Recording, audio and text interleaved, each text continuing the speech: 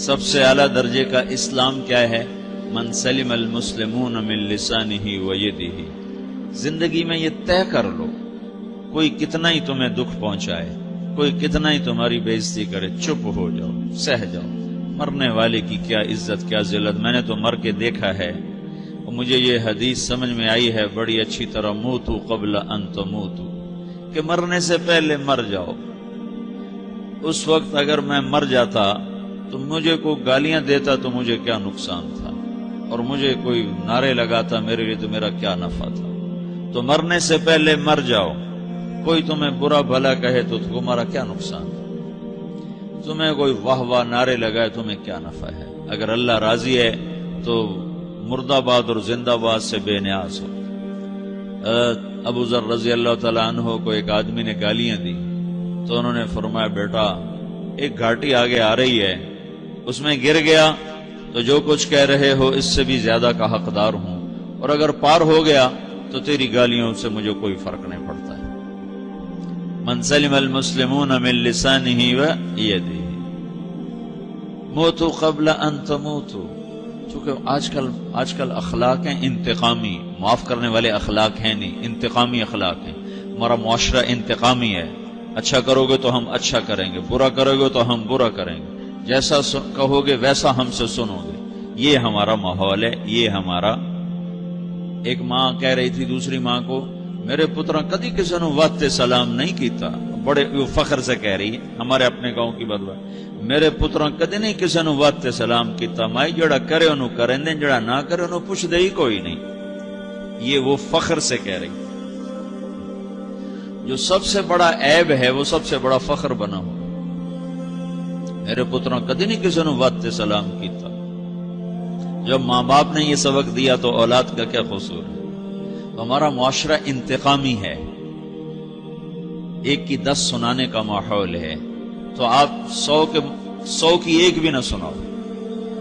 احنف بن قیس رضی اللہ تعالیٰ عنہ پہ ایک آدمی نے چڑھائی کر کہنے لگا، ایک سناؤ گے نا تو 10 سنو گے میری طرف سے۔ تو احنف بن قیس کہنے لگے، بھائی تو مجھے 100 بھی سنائے گا نا تو میری طرف سے ایک بھی تو نہیں سنے گا۔ ایک آدمی ان کی بڑی بےزتی کر رہا تھا اور وہ چل رہے تھے، اور وہ 100 گالیاں بک رہا ہے۔ جب آ گیا نا قریب شہر تو کہنے لگے، دیکھا میرا قبیلہ یہاں رہتا ہے، اگر کسی نے سن لیا نا تو تیری بڑی دھلائی کر دے گا، تو نے جو مجھے گالیاں دینی میں کھڑا ہوں یہیں تو دے لے، تو اپنا سارا زور پورا کر لے تاکہ آگے تجھے کوئی تکلیف نہ پہنچا دے میری وجہ سے۔ تو وہ پاؤں پہ گر کے معافی مانگنے لگا کہ واقعی تو بڑے حلم والا۔ وہ مشہور تھے اپنے حلم میں، بردباری، اور لوگ ان کا امتحان لینے آیا کرتے تھے کہ بھئی کوئی ہے جو احنف کو غصہ دلا دے، تو لوگ ناکام ہو جاتے تھے، ان کو غصہ نہیں آتا۔ ایسے ایک عرب سردار گزرا، معن بن زائدہ، وہ بھی اپنے حلم میں بڑے مشہور تھے۔ ایک دفعہ لوگوں میں شرط لگ گئی کہ کوئی ہے معن بن زائدہ کو غصہ دلائے تو ہم اس کو انعام دیں گے۔ تو ایک شاعر نے کہا، میں غصہ دلاتا ہوں، تم دیکھنا ایسے سیخ پا ہو جائے گا جیسے جانور۔ تو وہ چلا گیا اس کی مجلس میں، دربار لگا، عرب سردار تھا بہت بڑا، دربار لگا ہوا، تو کہتا السلام علیکم، وعلیکم السلام۔ تو معن بن زائدہ پر ایک دور بڑے فقر کا گزرا تھا، پھر اللہ نے اس کو بہت بڑی سرداری دی، بنو عباس کا بہت بڑا یہ وزیر گورنر تھا۔ تو کہتا اتذکر اذ لحافک جلد شاۃ واذ نعلاک من جلد البعیر، کیوں بھائی تجھے یاد ہے جب تیرا بستر بکری کی کھال تھا اور تیرے جوتے اونٹ کی کھال کے تھے؟ تو کہنے لگا کیوں نہیں یاد، بھلا کوئی ماضی بھی بھولتا ہے؟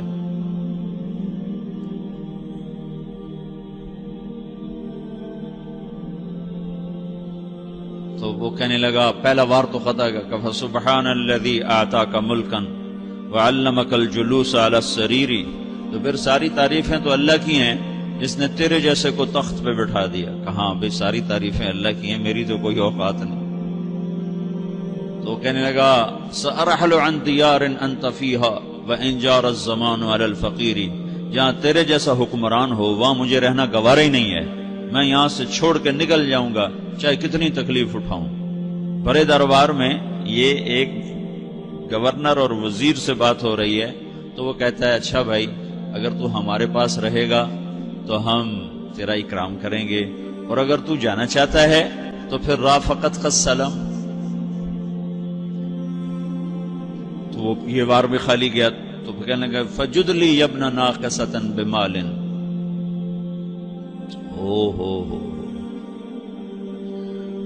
او گندی ماں کے بیٹے مجھے کچھ عطا بھی کر، میں بغیر پیسے کے سفر کیسے کروں گا؟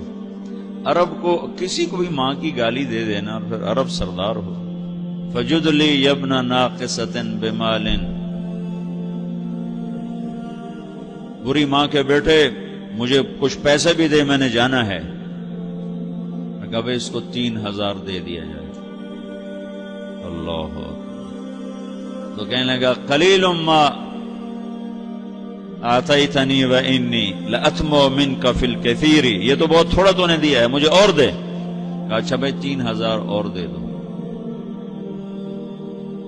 تو وہ شاعر کی بھی آنکھیں پھٹ گئیں، کہنے لگا اب ٹھہر جا ٹھہر جا، اب میں تیری اصل تجھے بتاتا ہوں۔ سألت اللہ ان یبقیک ذخرا فما لک فی البریۃ من نذیر، میں اللہ سے دعا کرتا ہوں اللہ تیرے جیسوں کو سلامت رکھے، تیرے جیسا دنیا میں کسی ماں نے جنا ہی کوئی نہیں۔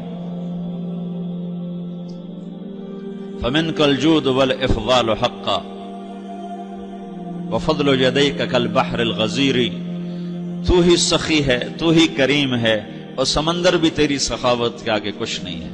تو نے کہا اچھا بھائی تو نے ہماری برائی کی، ہم نے تمہیں 6000 دیے، اب تو نے ہماری تعریف کی، اب 10,000 اور دے دو اس کو۔ باتیں ہی رہ گئیں، باتیں ہی رہ گئیں۔ کہاں سے لائیں ایسے لوگ؟ ہمارا معاشرہ انتقامی ہے، بدلہ لینے کا ہے، بدلہ لینے کا۔ تو میرے ساتھ کیا میں نے بھی کرنا ہے۔ تو اعلیٰ درجے کا اسلام یہ سکھا رہا نہیں چپ ہو جاؤ، سلامت بن جاؤ، سلامتی بن جاؤ، سلامتی کی علامت بن جاؤ۔ من سلم المسلمون من لسانہ ویدہ۔ اب وہ سوال کرتا ہے یا رسول اللہ ای الایمان افضل، سب سے اعلیٰ درجے کا ایمان کیا ہے؟ اسلام کیا ہے؟ کلمہ، نماز، روزہ، حج، زکات۔ اعلیٰ درجے کا اسلام کیا ہے؟ من سلم المسلمون من لسانہ ویدہ۔ یہ اخلاق کا ادنا درجہ ہے، ادنا درجہ ہے۔ ادنا درجے پر پہنچ کر آپ اسلام میں اعلیٰ درجے پر آ سکتے ہیں۔ وہ سوال کرتا ہے ایمان کیا ہے؟ تو آپ نے کہا اللہ پر، فرشتوں پر، کتابوں پر، رسولوں پر، موت کے بعد کی زندگی پر، تقدیر پر۔ اب ایک اور سائل سوال کرتا ہے ای الایمان افضل، سب سے اعلیٰ درجے کا ایمان کیا ہے؟ تو آپ نے فرمایا حسن الاخلاق، اچھے اخلاق سب سے اعلیٰ درجے کا ایمان ہے۔ جو آدمی اسلام میں، جو آدمی اخلاق میں، جو مرد عورت اخلاق میں ادنا درجے پر ہوتا ہے وہ اسلام میں اعلیٰ درجے پر پہنچتا ہے۔ اب اگر وہ اخلاق میں اعلیٰ درجے پر آ جائے تو اب یہ کہاں پہنچے گا؟ اب یہ کہاں پہنچے گا؟ میرا نبی کہہ رہا ہے سب سے اعلیٰ درجے کا ایمان ہے حسن اخلاق، حسن اخلاق۔ ابو ہریرہ نے پوچھا یا رسول اللہ وما حسن الاخلاق، یہ بھی ایک اور حدیث ہے، یا رسول اللہ حسن اخلاق کیا چیز ہے؟ تو آپ نے 3 چیزیں فرمائی، تصل من قطعک وتعطی من حرمک وتعفو عمن ظلمک، جو تم سے توڑے نہ تم اس سے جوڑو، نہیں کرتا سلام نہ کریں، کوئی ہم چھوٹے باپ کے ہیں، ہم تو کبھی بھی نہ کریں، ہم تو کبھی بھی نہ منہ تھوکیں بھی نہیں ہم تو میرا نبی کہہ رہا ہے جو توڑے تم اس سے جوڑو،